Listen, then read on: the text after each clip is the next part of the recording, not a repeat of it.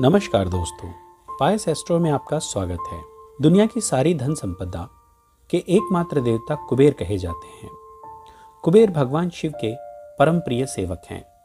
इन्हें मंत्र साधना द्वारा प्रसन्न करने का विधान है। बहुत सारे लोग दीपावली या धनतेरस के दिन कुबेर की पूजा करते हैं और उनका मानना है कि कुबेर की पूजा करने से घर में कभी भी धन की कमी नहीं होती। यह सच भी है।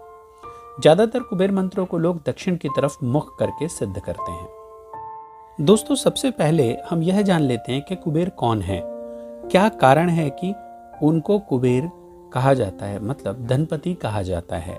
ज्यादातर लोग वैसे तो इस बारे में जानते हैं, परंतु जो नहीं जानते उन्हें हम बता दें कि रावण के पिता विश्वेश्वरवा की 2 पत्नियां थीं। पहली पत्नी से कुबेर उत्पन्न हुए और दूसरी से रावण, कुंभकर्ण तथा विभीषण। दरअसल कुबेर एक यक्ष थे और रावण राक्षस थे। ज्यादातर लोगों को राक्षस और यक्षों में अंतर नहीं पता। दरअसल यक्ष और राक्षस शक्ति व सामर्थ्य तथा ज्ञान में एक जैसे ही होते हैं, परंतु राक्षस मायावी होते हैं और छल व माया से लोगों को नुकसान पहुंचाते हैं, परंतु यक्ष अच्छे होते हैं और मनुष्य के भले के लिए कार्य करते हैं।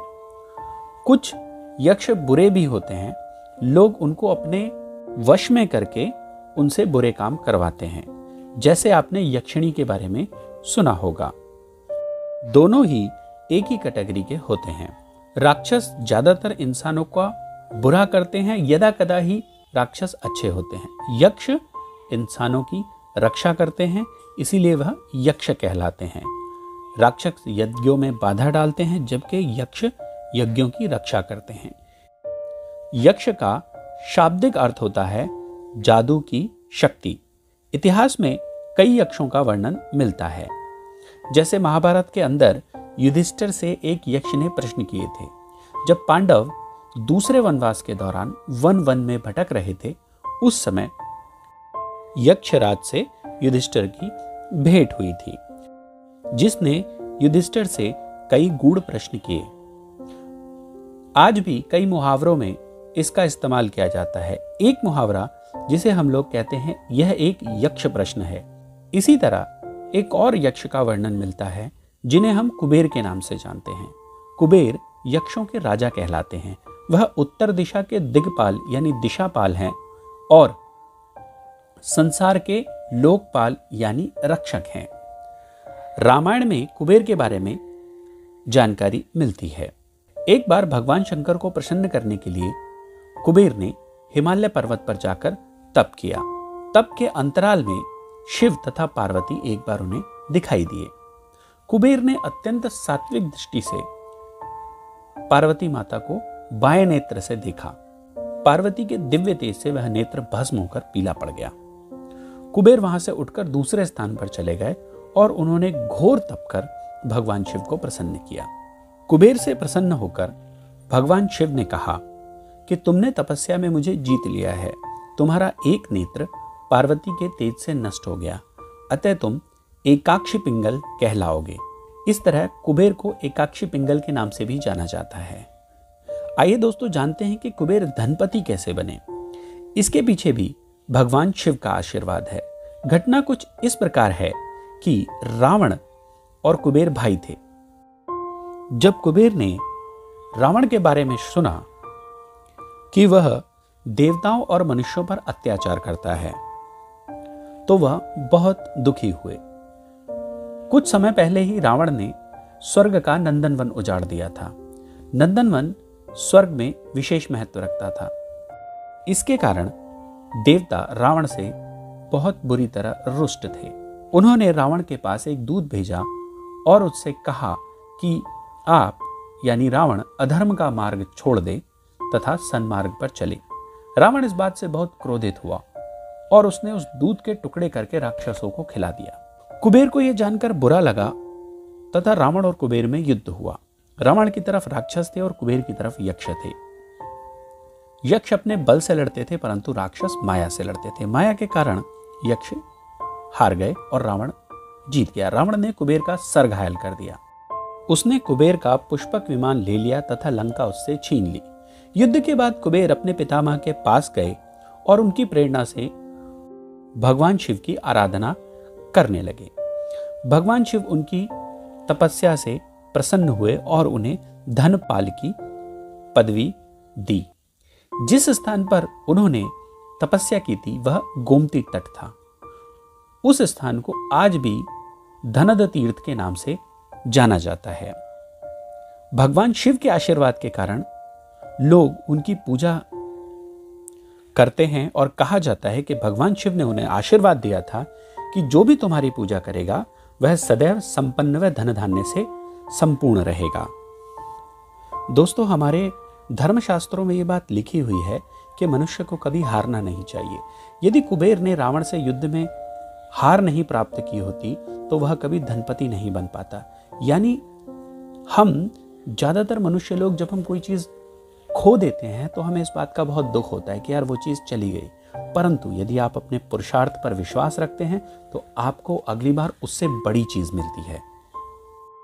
दोस्तों, कुबेर के कई मंत्र हैं, परंतु यहां मैं आपको मुख्यतः 3 मंत्रों के बारे में बताऊंगा, जिसमें से आप अपनी आवश्यकता अनुसार किसी भी एक मंत्र का चयन कर उसका जाप कर लाभ ले सकते हैं।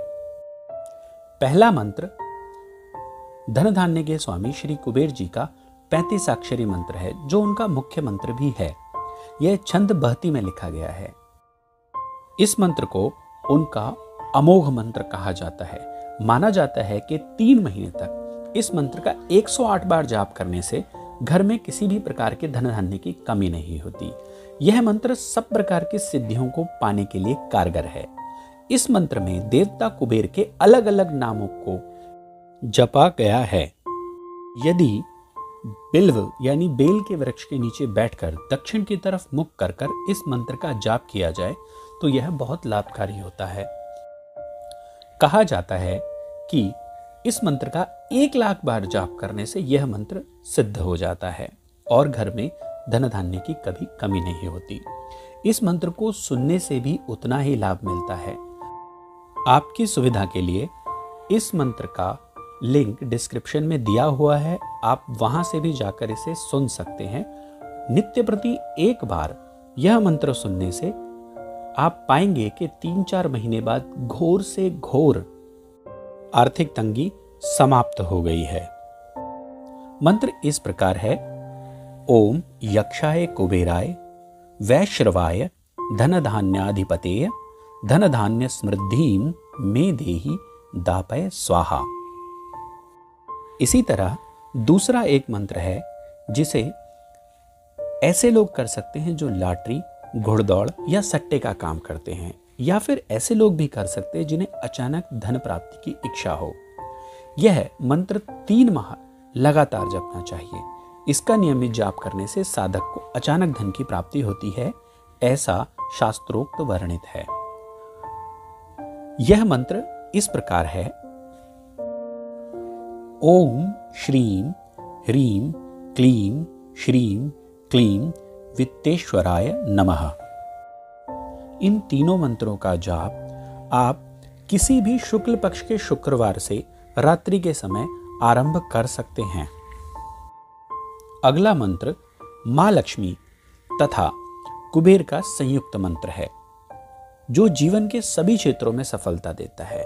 यह ऐश्वर्य, लक्ष्मी, दिव्यता, पद प्राप्ति, सौभाग्य, व्यवसाय वृद्धि, अष्ट सिद्धि, नवनिधि, आर्थिक विकास, संतान सुख, उत्तम स्वास्थ्य, आयु तथा समस्त भौतिक सुखों को देने वाला है। यदि आप इन मंत्रों का लिखित रूप चाहते हैं तो आप हमारी वेबसाइट पर भी जा सकते हैं और इस लेख को विस्तार से पढ़ सकते हैं।